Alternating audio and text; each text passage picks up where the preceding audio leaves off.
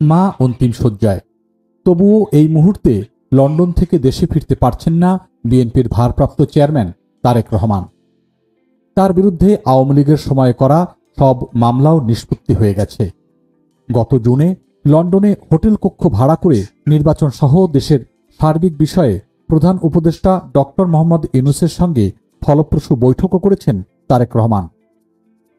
এরপর বিএনপি নেতাকর্মী সহ দেশের সব মানুষ ধারণা করছিলেন তারেক রহমান এবার হয়তো শীঘ্রই দেশে ফিরবেন।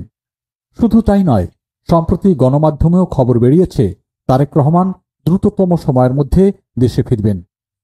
এজন্য গুলশানের ফিরোজা নামের বাসভবনটি ধুয়ে মুছে পরিষ্কার করা হচ্ছে ধানমন্ডির একটি বাড়িও।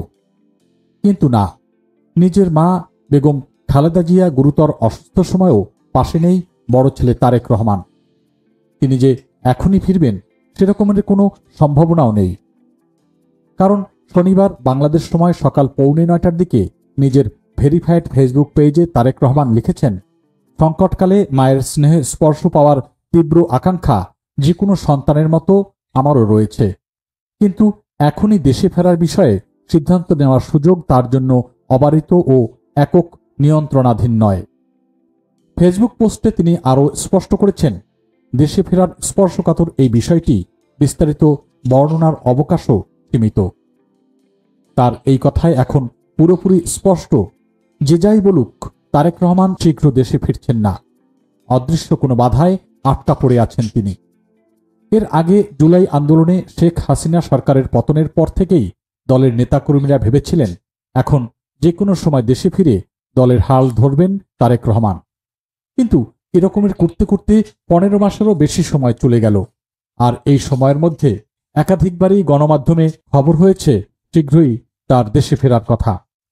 এমনকি বিবিসি বাংলার কাছে দেওয়া এক সাক্ষাৎকারেও তারেক রহমান নিজেই বলেছিলেন শীঘ্রই তিনি দেশে ফিরবেন।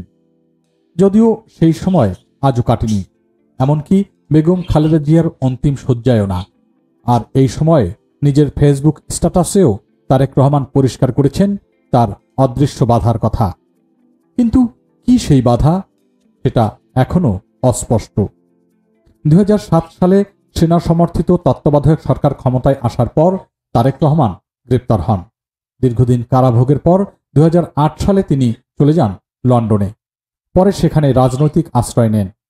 রাজনৈতিক বিশ্লেষকদের মতে 11 সরকারের সময় তারেক রহমান বিদেশে যেতে বাধ্য হয়েছিলেন। এরপর আওয়ামী লীগ সরকার ক্ষমতায় এসে তারেক রহমানের বিরুদ্ধে একের পর এক মামলা ও সেই সব মামলায় তাকে বিভিন্ন সাজা দেওয়া হয়। ফলে বাংলাদেশে ফেরা তার জন্য তখন অসম্ভব হয়ে পড়ে। কিন্তু সেই বাধা এখন আর নেই। 2024 সালের 5ই আগস্ট শেখ হাসিনা সরকার পতনের পর এখন সবকিছু অনুকূলে থাকলেও কী কারণে দেশে ফিরছেন না এই নেতা তা নিয়ে সংশয়ে বিএনপির নেতাকর্মীরাও।